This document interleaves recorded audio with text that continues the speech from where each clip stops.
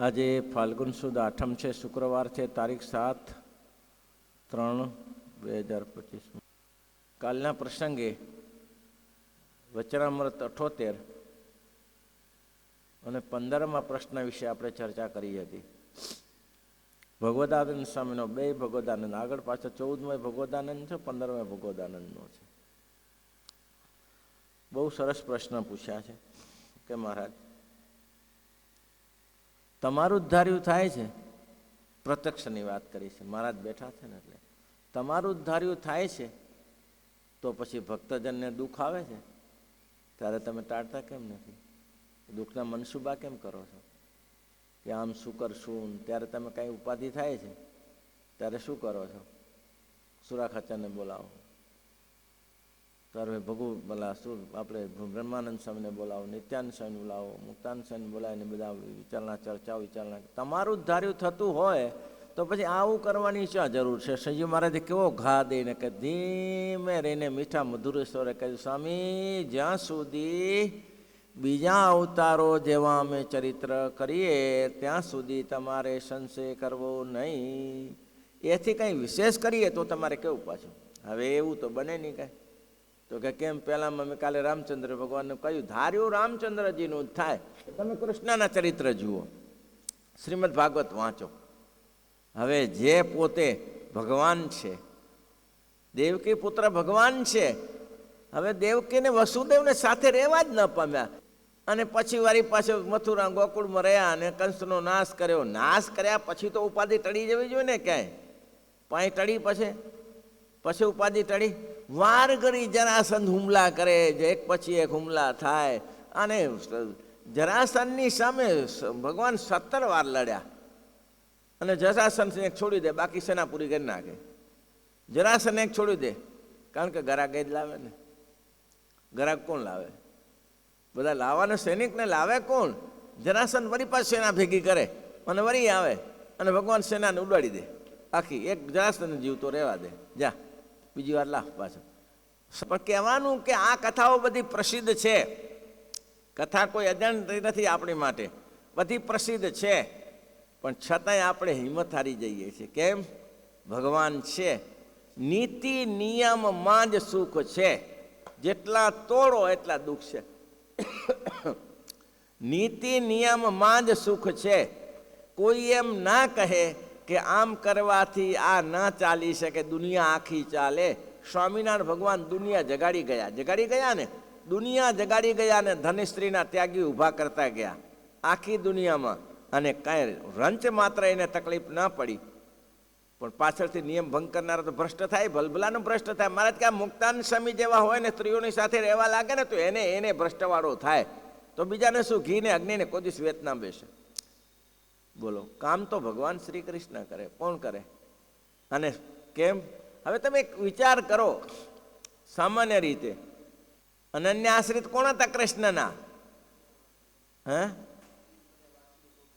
પાંડવો. અનન્ય નિષ્ઠાવાળા કોણ? 5 પાંડવો. હવે પાંડવોનો આટલો મોટો ખેલ કર્યો. હવે 5 પાંડવો એના અનન્ય આશ્રિત, જેને દ્રઢ નિશ્ચય કોનો? ભગવાન શ્રી કૃષ્ણનો. થયું શું? આવો દ્રઢ નિશ્ચય થયું શું? લાખા ગોરમ બળવાનું થયું.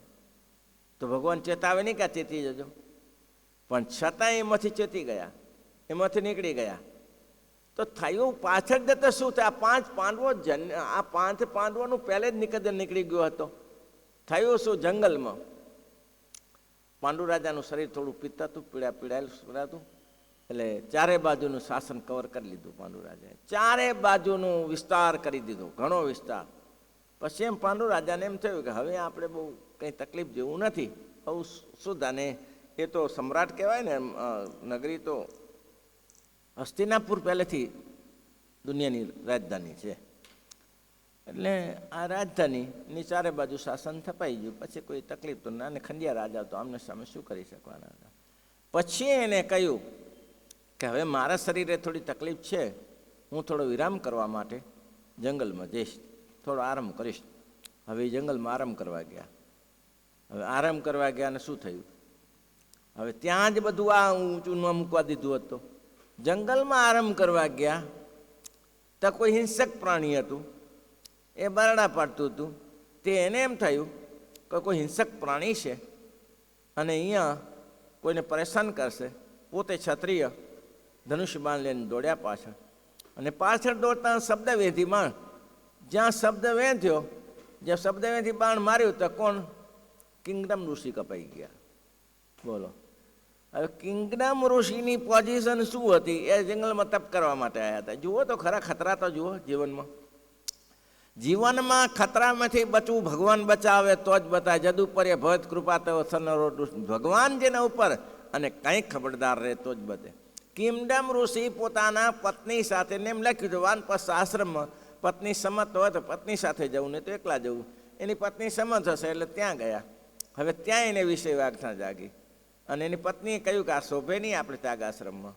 મનુષ્ય જન્મમાં આપણે ઋષિ છીએ તો કંઈ નહીં, મૃગ બન્યા અને સ્ત્રીને મૃગી બનાવી દીધી અને વિષયમાં પડ્યા અને એને બાણ મારી દીધું. બંનેનું મૃત્યુ થયું. એને શાપ આપ્યો. શું શાપ આપ્યો?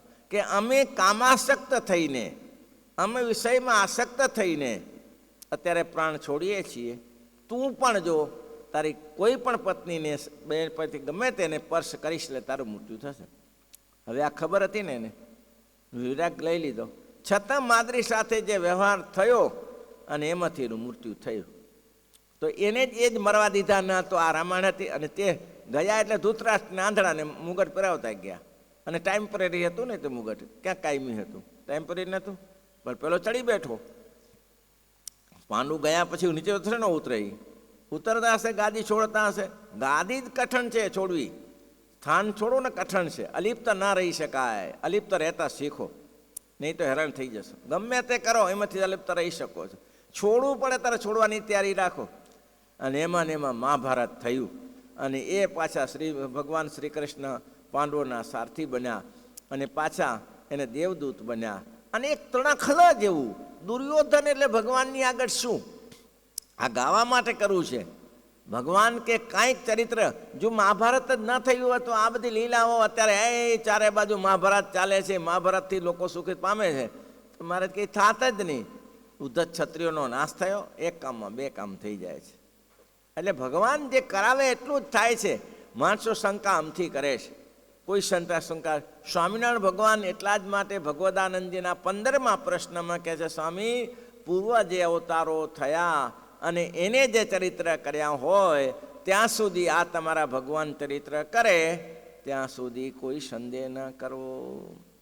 ગઢપુરની વાત કરીએ. ગઢપુરમાં શ્રીજી મહારાજ બેઠા છે અને કાળુભાઈ આવ્યા. કાળુભાઈ એટલે કરિયાણાના મહારાજના દર્શને આવ્યા. કાળુભાઈ તો ક્યાં? એક ભેંસ લેવી છે. લે હવે આને હું ભેંસની જરૂર? એક ભેંસ લેવી છે. અને એ ભેંસ એવી હો પાછી કેવી? 10 લીટર દૂધવાળી, પૂંછડું સફેદ, 4 પગ સફેદ, માથે ચાંદરી. બોલો, આ ભેંસ લેવી છે, લઈ આપો ગમે ત્યાંથી. મહારાજ પણ એવી ભેંસ મળે નહીં, પૈસા આપતા ન મળે. એક ભાઈ બોલ્યા કે મહારાજ એવી ભેંસ પૈસા આપતા ન મળે ને કોઈ પાસે હોય તો આપે નહીં. પૈસા રોકડા, પૈસા રોકડા, માગે પૈસા આપીએ. કેટલા? માગે પૈસા, રોકડા પૈસા. કારભારી થયું શું? મંદિરનું કામ ચાલુ અને કારભારીના 300 રૂપિયા કડિયાના આપવાના બાકી રહેલા. હવે તે દિવસે 300 રૂપિયા 3 લાખ જેવા હતા. એટલે કારભારી પૈસા આપી ન શકે. એટલે મહારાજ કોઈ હરિભક્તો આવે ને તમારા જેવા, એટલે કારભારીને બોલાવે. એ કારભારી અહીંયા આવો, કેટલા રૂપિયા કડિયાના ચડ્યા છે? મારે 300 રૂપિયા. સર પૂછે તમારે જન, શું ભક્તો મજામાં છો? હા મજા. કેવો વ્યવહાર છે? વ્યવહાર સારો મારે, આપની કૃપા. એમ તો કે હા. વળી થોડી વાર થઈને પૂછે, ભક્તો મજામાં છો? તો હા. વ્યવહાર કેવો ચાલે? મહારાજ આપની કૃપા છે, બહુ સરસ. ત્રીજી વાર પૂછે, બોલો બોગો સમજે નહીં પાછો. ત્રીજી વાર પૂછે, ભગત વ્યવહાર કેવો? અરે મહારાજ આપની લીલા લહેર છે, પણ એ લીલા લહેર નહીં, આ પગાર બાકી છે એની વાત છે. શું લીલા લહેર છે? રવાનો. બીજો આવે, ફરી કારભારીને બોલાવે. કારભારી આવો, કેટલા કડિયાના પૈસા ચડ્યા છે? મારા 300 રૂપિયા. પેલાને પૂછે, ભગત વ્યવહાર કેવો છે? મહારાજ આપની કૃપા છે. એમ? બરાબર. ફરી પૂછે, વ્યવહારમાં તકલીફ નથી? ના ના મહારાજ આપની દયા છે. એટલે ચોપડો હાથમાં પેલાની જોડે, હું ચોપડો લઈને બેઠો હોય કે કંઈક આમાં લખાવે, બોલો કંઈક લખાવે. પણ મારા બધા લુખા પહેલે એવા જ હતા, આજના જેવા જ, એમને એમ જાય કાંઈ લખાવે વગર. અને મહારાજ આ ગમે તે બોલો લોકો કે જુઓ તો ખરા, સેવા સ્વામિનારાયણ પૈસાની પાછળ પડ્યા છે. કડિયાના પગાર નથી, પૈસા ભગવાન કહેવાય. આને ભગવાન પૈસા માટે જુઓ તો ખરા ચોપડો ખણીને બોલી જાય. જે આવે તેને પેલા કેમ છે વ્યવહાર, વ્યવહાર કેવો છે, ચોપડો લઈને બેસી જાય. આવું છે. એમાં કાળુભાઈ આવે. કાળુભાઈ તો કે હા હવે આ 300 રૂપિયા બાકી. કાળુભાઈ તો કે એવી ભેંસ જોઈએ, ચાંદરી ભેંસ, 4 પગે સફેદ, પૂંછડું સફેદ અને 10 લીટર દૂધની ભેંસ. પેલા કે કોઈ પૈસા આપતા ના આપે આ ભેંસ, કોઈની જોડે હોય તો આવી ભેંસ આપતા હશે તો પૈસા આપીએ ને, કે પૈસા કેસ હો. હવે આ 350 રૂપિયાનું કરો ને બાપા. ઓલો હરજી ઠક્કર કે આ લાધા ઠક્કર કે આ 300 રૂપિયા બાકી હરજી લાધા ઠક્કર હતા. અને આની પાસે પાછી કથા માંડી ભેંસ લેવાની. અમારા દૂધાણાની જરૂર છે હો, અમારા અહીંયા માણસ સંતાન પૂરું નથી થતું દૂધ. કાળુભાઈને ભેંસ લાવો, પૈસા કેસ, પૈસા રોકડા બાકી ભેંસ લાવો, આવી મેં કીધી એવી ભેંસ લાવો. કાળુભાઈ કે સારું મહારાજ લાવી દઈએ. ચોક્કસ? તો કે ચોક્કસ, બહુ સરસ. કાળુભાઈએ કહ્યું મારા ગામમાં મારા ઘરે જ એવી ભેંસ છે, એ મારા જાણે છે, એટલા માટે જ મારી પાસે માંગણી કરે છે. મારા ઘરે જઈને ભેંસને પાડી છોડતા હો. હા, આવી ભેંસ આપણે જ છે. સારું, હું એ મહારાજનો સમાગમ કરું. તે 3 દિવસે મહારાજ ભેંસ લઈને પહેલાં આવી ગયા એટલે મહારાજને મારા કાળુભાઈ કે મહારાજ ભેંસ આવી ગઈ છે. તે મહારાજ અક્ષરોડમાંથી દોડ્યા. ઓહો, ભેંસ આવી જઈ.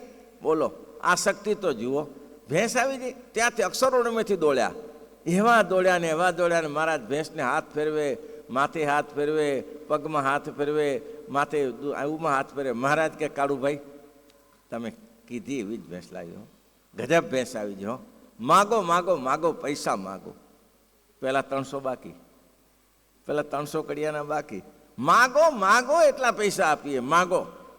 કાળુભાઈ કે મહારાજ મને, હું તો વેપારી નહીં એટલે મને બહુ ખબર ન હોય. આ તો ભેંસ મારા ઘરેથી લાવી. આ તમે ઘરથી લાવ્યા તો તમારે ભેંસને તો કિંમત તો થાય કે નહીં? કિંમત તો આપવી પડે ને. કિંમત તો આપવી પડે ને. મહારાજ કે શું કર? મહારાજ મને આની ખબર નહીં પડે, કોઈ જાણકારીઓને બોલાવો. 2 રબારી બોલાયા ને 2 ભરવાડ બોલાયા કે ભાઈ આ ભેંસની કિંમત શું? ત્યારે ભેંસની કિંમત કેટલી? 10 રૂપિયા ને 5 રૂપિયા. આ ભાઈ આ ભેંસની કિંમત ગોવાડી અહીં ચારે બાજુ ગોવારે રબારીને ભરવાડે જોઈને મારે ભેંસ દુનિયામાં ના મળે. આવી ભેંસ હાથમાં જ ના આવે. ગજબની ભેંસ છે. આવુંમાં હાથ ફેર્યો ને માથે હાથ ફેર્યો ને સ્વામિનારાયણ ભગવાનને કે સ્વામિનારાયણ ભગવાન તો કે આ ભેંસ દુનિયામાં ના મળે. એટલે દુનિયામાં મળે પણ આ તો મળી એની કિંમત કરો ને તમે. ત્યારે દુનિયામાં ના મળે, મળી એનું શું? મહારાજાની 200 રૂપિયા કિંમત આપે તો કોઈ આપે નહીં. મહારાજ કે કારભારી, હવે કારભારી લો 300 રૂપિયા માટે ઊભો રહ્યો હતો ત્યાં. કારભારી જીવવાન પાસે જાઓ, દાદા ખતર બહાર ગયા છે, હરજી ઠક્કર બહાર ગયા છે. એનો ભાઈ દાદા ઠક્કરને કહ્યું તમે જાઓ જીવબાની પાસે જાઓ, રૂપિયા 200 લેતા આવો. ઓલ્યો કે આ ઉપાધિ, હું અહીંયા કને 300 રૂપિયાની વાળા જોઈ છે, આના પહેલાં ચૂકી નાખો ને તમારે કરવાનો ધંધો હોય તો કે જીવબા પાસે. અને એ પાત્ર જુઓ પાછા. જીવબાને ગયા તો જીવબાઈ શું કર્યું? જીવબાને કે મહારાજ રૂપિયા 200 માગે છે. એમ તો હા ઉભા દાદા ખાતે બહાર ગયા. પોતાના કાંબી કેટલા હતા ને તે છે કે લઈ જાઓ. હા કારભારી મહારાજશ્રીને આ બાજુ નીકળી જજો હો, મહારાજ નજીક ના નીકળતા. સારું કે રસ્તો જ નહીં બીજો, જાય ક્યાં? ત્યાંથી જ નીકળવું પડ્યું. હવે કાંબી કરેલા 2 પગના ખખડ્યા વગર રે. એ ખખડે એટલે મહારાજ કે એ કારભાર શું લઈ જાય? મહારાજ આ તો બજારમાં પણ શું કરવા જાય છે? પૈસાનું કીધું તને. મહારાજ એટલા માટે જઉં છું, જીવબાના કાંબી કડલા છે એ ગીરવે મૂકીને લેતો હું. સારું જા લેતો આય. હવે કાંડલા મૂકી આવ્યો ને 200 રૂપિયા લેતો આવ્યો. 200 રૂપિયા લઈને ગણીને લાવ્યો છો ને? હા મહારાજ પૂરા 200 લાવ્યો છું. સારું નાખી અહીંયા નીચે નાખ્યા. કાળુભાઈ ગણો જરા. કાળુભાઈ ગણીને કે મારા 250 રૂપિયા થાય છે. આવા ને આવા હાલ્યા 200 રૂપિયા પેલો લાવ્યો, 250 રૂપિયા ત્યાંથી થાય. એવો વેપારી છેતરાતો હશે કોઈ જગ્યાએ. 200 રૂપિયા લાવ્યો છે, 250 રૂપિયા. કારભારી તમે ગણો. કારભારી કે હું ગણીને લાવ્યો છું, પણ આ 250 થયા ને. કારભારી ગણ્યા કે મારે 300 રૂપિયા થાય છે. આ એવા જ નહીં. ત્યાં એક જુઓની આવ્યો, એ ભણેલો છો? હા, સારામાં સારો. આ પૈસા ગણ. પૈસા ગણ્યા, કેટલા થયા? મહારાજ આ તો 350 રૂપિયા થાય છે. મારે બધા આવા જ છે, બધાને કોઈ ગણતરી જ નથી આવતી. એ કારભારી તમે ફરીથી ગણો. કારભારી ગણ્યા કે મારે 400 રૂપિયા થાય છે. 400 થાય છે ને? તો કે હા. એ 200 આપી આવ, 200 કાળુભાઈને આપી દે, અને 200 પહેલાં તે આપીને પાછા કરલા કામી એટલે લેતો જા. હરજી છે ઓલું લાધા ઠક્કર કીધું પહેલાં ને આવું કરો ને ત્યારે આ બધું બધાની પાસે માગ કરો છો ત્યારે કે આ જાદુ થઈ ગયો. હવે આ બધી લીલા છે ભાઈ, આ પુરુષોત્તમ નારાયણની. આને કોણ સમજી શકે? હવે આને આમ પૈસા કરિયાણામાં ગયા. કરિયાણામાં હીરાચંદ શેઠ, હીરાચંદ વાણિયા, એને વાણિયાને કહે કે આપણે જન્માષ્ટમીનો મોટો ઉત્સવ કરીએ. હું તમને લિસ્ટ આપું તે પર સામાન લેતા આવો. હવે તે દિવસે 500 રૂપિયાનો લિસ્ટ. હવે 500 લિસ્ટની લિસ્ટ. હીરાચંદ વાણિયો કે મારે આ ધંધો મારે ના ભાવે. મારે કે શું થયું? થયું શું? એ 500 રૂપિયાનો સામાન છે.